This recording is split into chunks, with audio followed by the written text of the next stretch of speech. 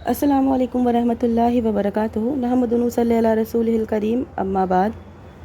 आज भी कुछ शिर्क के बारे में ही बात करूँगी अपनी वीडियो में। अगर आपने अभी तक मेरे चैनल को सब्सक्राइब नहीं किया है तो प्लीज़ सब्सक्राइब माय चैनल। तो चलिए बिना ताख़ीर के वीडियो शुरू करते हैं। जिस तरह अल्लाह की उलूहियत में किसी को शरीक करने से आमाल बर्बाद हो जाता है, उसी तरह अल्लाह की सिफ़ात और अस्मा में भी किसी को शरीक करने से आमाल बर्बाद हो जाएंगे। हमारे यहाँ उर्फ़ आम में मुवहिद का मतलब ये समझा जाता है कि मुसलमान घराने में पैदा हो गए, अब्दुल्ला अब्दुर्रहमान नाम रख लिया, कलमा तौहीद पढ़ लिया, कुरान पाक पढ़ें या ना पढ़ें, नमाज़ पढ़ें या ना पढ़ें, हर हाल में हम मुसलमान और मुवहिद हैं। रुकू और सुजूद जो अल्लाह के लिए मखसूस हैं वो हम गैरुल्लाह के लिए करें, फिर भी हमारी तौहीद में कोई खलल नहीं पड़ता। आजकल ये मामला आम है। आजकल मुसलमानों के घरों में, और ये बहुत शर्मनाक चीज़ है कि देखी जाती है कि हमारे मुआशरे में बहुत से मुसलमान घरों में लोग पैदा होते हैं और नाम रख लेते हैं अब्दुल्ला अब्दुर्रहमान, कलमा भी पढ़ा देते हैं। कुरान से, दीन से, नमाज से उनसे कोई मतलब नहीं होता, अल्लाह का खौफ उनके अंदर नहीं होता। तो ऐसा नहीं है, हकीकत इसके ख़िलाफ़ है जो हमने समझ रखा है। अल्लाह की सिफ़ात को किसी दूसरे में तस्लीम करना शिर्क है। मसलन हमारा ये अक़ीदा है कि कायनाती उमूर में तसर्रुफ़ का कुल्ली इख्तियार अल्लाह ताला को ही है। कायनात के निज़ाम में कोई दूसरा दखल नहीं दे सकता। रात और दिन की आमद, इसमें कमी और बेशी, मौत और हयात, सेहत और बीमारी, अमीरी और गरीबी, बादशाही और फ़कीरी, सर्दी और गर्मी, ज़लज़ला और तूफ़ान, ये सारे उमूर अल्लाह के हाथ में है। वजाहत के लिए चंद अल्फाज आपको बताऊंगी सूरह बकरा के तर्जुमे में, और ये चीज़ समझा दूं आपको वीडियो में आगे बढ़ने से पहले कि ये जो हमारे मुसलमानी मुआशरे में ये जो लोग होते हैं जो सिर्फ़ नाम के मुसलमान होते हैं, इनमें एक ये भी किस्म पाई जाती है कि ये अल्लाह के अलावा भी लोगों पर जब अपने दोस्तों में और लोगों में उठते बैठते हैं तो ये अपने अल्लाह को मजबूती से नहीं पकड़ते हैं। ये कि हम मुआशरे में हैं, हमें मुआशरे में रहना है तो हमें वहाँ के हिसाब से चलना होगा, तो जहाँ है जो है हमको हर चीज़ को मानना है। हम जिस चीज़ को मान रहे हैं, हम जिस मुआशरे में रह रहे हैं, हम जो चीज़ देख रहे हैं उसको समझना और अपने दीन पर साबित कदम रहना, ये दोनों अलग चीज़ें होती हैं। तो खैर, अब आगे बढ़ने से पहले सूरह बकरा की एक आयत आपको का तर्जुमा आपके सामने पेश करूँगी। जैसा कि आपको बताया कि दुनिया की हर चीज़ें, चाहे वो आसमान और ज़मीन का होना हो, या दिन और रात का तब्दील होना हो, या सेहत, बीमारी एक्सेट्रा जैसे भी चीज़ें हैं जो भी होती हैं, ये वजाहत के लिए चंद चीज़ें हैं। ये सारे उमूर अल्लाह के हाथ में है। सारे काम, चाहे वो तूफ़ान आना हो, चाहे ज़लज़ला आना हो, सब चीज़ें करने वाला खुदाए पाक है। तो इसी के सिलसिले में ये आयत का तर्जुमा आपके सामने पेश कर रही हूँ।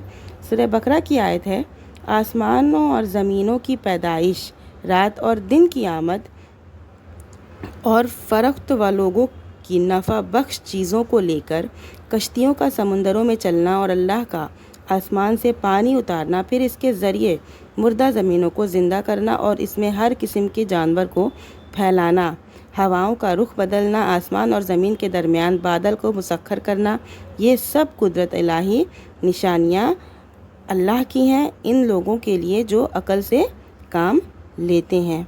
और ऐसे ही सूरह यूनुस की एक आयत में है, अल्लाह ताला फरमाता है, ए नबी आप कहिए, वो कौन है जो तुमको आसमान और ज़मीन से रोज़ी देता है, या वो कौन है जो कानों और आँखों का मालिक है, और वो कौन है जो ज़िंदा को मुर्दा और मुर्दा को ज़िंदा से निकालता है, और वो कौन है जो तमाम उमूर की तदबीर करता है। तो फ़ौरन वो यही कहेंगे कि अल्लाह। आपने इनसे कहिए, फिर डरते क्यों नहीं हो।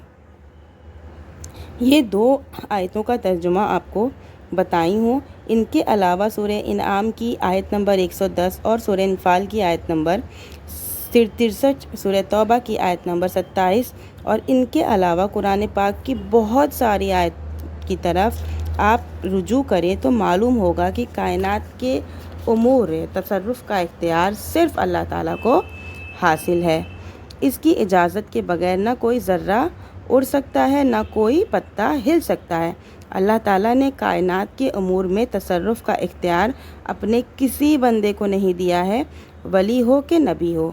یہاں تک کہ نبی کریم صلی اللہ علیہ وسلم خود اپنے بارے میں فرماتے ہیں، اللہم ھذا قسمی فیما املک فلا تلمنی فیما تملک ولا املک۔ اے اللہ، یہ میری تقسیم ہے اس میں جس کی میں قدرت رکھتا ہوں، لیکن جس دل پر تو قدرت رکھتا ہے میں قدرت نہیں رکھتا، اس میں مجھ کو ملا مت کرنا۔ عورت کا نفقہ اور اس کی باری مقرر کرنا انسان کے اختیار میں ہے، اس لیے اس میں عدل و انصاف لازم ہے اور انسان اس کا مکلف ہے۔ لیکن جب کسی کی 2 بیویاں یا ہو تو محبت کسی سے کم اور کسی سے زیادہ ہوگی، اس لیے کہ محبت اور الفت کا تعلق دل سے ہے اور دل اللہ کی 2 انگلیوں کے درمیان ہے، جیسے چاہتا ہے پھیرتا ہے، اس پر کسی انسان کا کوئی اختیار نہیں ہے۔ یہی وجہ ہے کہ نبی کریم صلی اللہ علیہ وسلم نے یہ دعا فرمایا کرتے تھے، اللہم مصرف القلوب صرف قلوبنا علی طاعتک۔ یہ صحیح مسلم کی روایت ہے۔ اے اللہ، دلوں کے پھیرنے والے، ہمارے دلوں کو اپنی اطاعت کی طرف پھیر دے۔ جب اپنا دل اپنا اختیار میں نہیں ہے، یہاں تک کہ افضل الانبیاء حضرت محمد صلی اللہ علیہ وسلم بھی اپنے دل پر اختیار نہیں رکھتے تھے، بھلا آپ کی امتیں جنہیں غوث، قطب، ابدار اور ولی کہا جاتا ہے، وہ کائنات امور میں کیسے تصرف کا اختیار رکھ سکتے ہیں؟ اس وضاحت اور صراحت کے بعد ایک بزرگ لکھتے ہیں، ہر زمانے میں تمام دنیا میں سب سے بڑا کتب ایک ہوتا ہے جسے کتب عالم یا کتب کبریٰ یا جہانگیر عالم کے ناموں سے پکارتے ہیں۔ عالم سلفی اور علوی میں اس کا تصرف ہوتا ہے اور سارا عالم اسی کے فیض و برکت سے قائم رہتا ہے۔ اگر قطب عالم کا وجود درمیان سے ہٹا دیا جائے تو سارا عالم درہم برہم ہو جائے۔ قطب عالم حق تعالیٰ سے براہ راست اور بلا واسطہ فیض حاصل کرتا ہے اور اس فیض کو اپنے ماتحت اقطاب میں تقسیم کرتا ہے۔ کسی بڑے شہر میں سکونت رکھتا ہے، بڑی عمر پاتا ہے، نور حائزہ مصطفیٰ کی برکت سے ہر سمت دیکھتا ہے، خواہ آنکھیں اس کی کھلی ہو یا بند ہو۔ متعدد آیات کے ذریعے آپ کو بتایا دی ہوں کہ کائنات میں تصرف کا اختیار تنہا اللہ تعالیٰ کو ہے اور کسی کو نہیں ہے، یہاں تک کہ کسی انسان کو خود اپنے دل پر اختیار نہیں ہے۔ ایک بار پھر ان آیت پر غور کریں اور اس کے بعد مذکورہ قول پر غور کریں، آپ کو معلوم ہوگا کہ اللہ تعالیٰ نعوذ باللہ بیکار اور عجز و معطل ہے، سارا اختیار اور سارا تصرف اقتاب کو حاصل ہے۔ یہ اللہ کی قدرت کا معاملہ میں اس کی مخلوق کو شریک کرنا ہے اور شرک و کفر کے ہوتے ہوئے اللہ کے یہاں کوئی عبادت قبول کا درجہ حاصل نہیں کر سکتی۔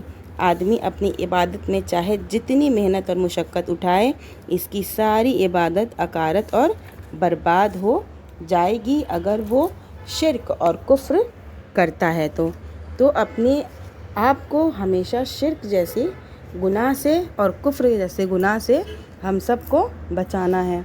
تو ویڈیو کو زیادہ لمبی نہیں کروں گی۔ آخر میں اللہ تعالیٰ سے دعا ہے کہ یا اللہ، ہم تمام مسلمانوں کو شرک اور کفر جیسے گناہوں سے بچنے کی توفیق دے، نیک عمل کرنے کی توفیق دے اور نبی کریم صلی اللہ علیہ وسلم کی بتائی ہوئی سنت پر عمل کرنے کی توفیق دے، آمین۔ وآخر دعوانا ان الحمد للہ